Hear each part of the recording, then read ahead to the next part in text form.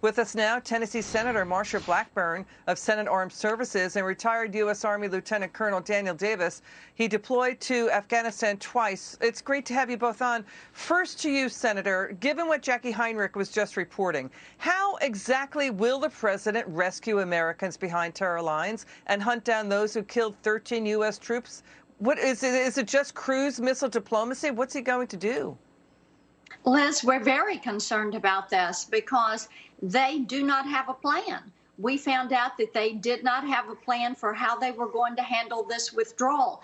That is why you have had such chaos and such confusion. And it is why many of us in the Senate are demanding to know what those answers will be.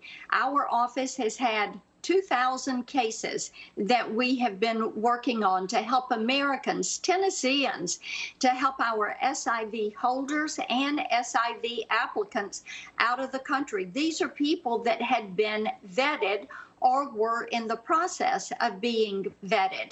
And it is astounding that here we are this far in the process and we don't have further instructions on how we're going to proceed with this. It's given what the senator just said, Colonel, and thank you for joining us. You know, the president promised we were going to stay until all Americans were out. How can we as a country have left Americans and allies on the ground? Yeah, you know, I think it's pretty clear at this point that the president probably shouldn't have made that promise, or he should have stuck with the promise. You know, just as someone who's been on 4 combat deployments, it was sort of an article of faith that we never leave anybody behind. I mean, that was taught to us, you know, as second lieutenants growing up. But we have to be honest also and say that it was not without risk, because as we could see, the attack by ISIS, the only way they could attack us is if we were there. And to stay longer, it would have been, you know, it would have increased that risk, and maybe more troops died in the process of getting them out.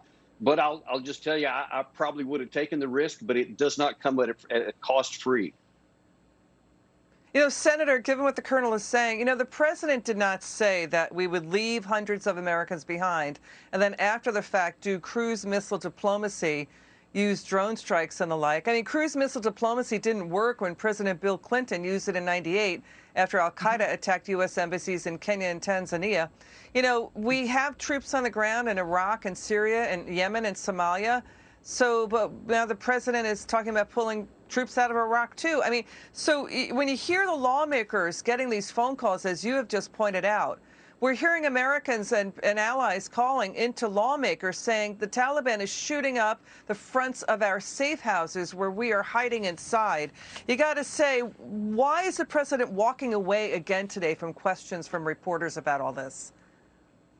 They wanted to have a date certain that they could say we are out of Afghanistan. That date was September 11th. And what he is missing is the war on terror, which is what this has been, fighting an ideology. That is going to continue. What he has done, and because of his actions, he has given this terrorist organization, the Taliban, a country where they can now go about training terrorists, exporting terrorism. We know they've been working with China. We know they're working with Iran. We know this has made the world much more dangerous, and it has made the U.S. homeland much less safe because of the actions of Joe Biden and his administration. It's the reason I think that he, Vice President Harris, Secretary Blinken, Secretary Austin, Mark Milley, Susan Rice, every single one of them, they should resign. We hear that from other lawmakers, too, and from national security experts, what the senator just said. Colonel, do you think they should resign? Well, you know, obviously there's a lot of things to find fault with about how this process has gone on. We do have to understand that this was under pressure that the Taliban, they had a vote in this and they threw a lot of monkey wrenches into it.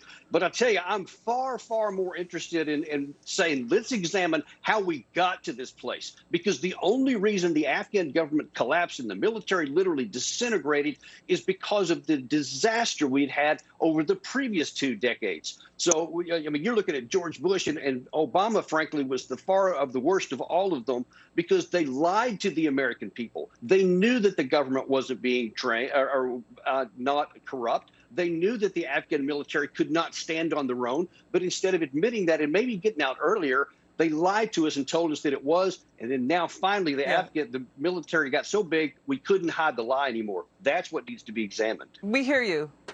Colonel, we hear you. And, Senator, it should be pointed out President Biden was vice president under Obama and was ran Senate Foreign Relations, too. The polls are really turning against the president. We've got 5 polls: Emerson, Economist YouGov, Washington Post, ABC, Reuters, Ipsos, NPR, Marist polls saying voters feel unsafe. His approval rating is dropping. They're saying he botched it in Afghanistan. I want you to listen to how the White House press team is handling the White House press corps, which has been hammering away at the Biden topspin and the Biden team's topspin on Afghanistan. This was a bad week for the Biden team. Watch this. During this time, the Australian government found out about the withdrawal date change through media reporting. We weren't included on the list from Secretary of State Antony Blinken of countries called on the final day, August 31.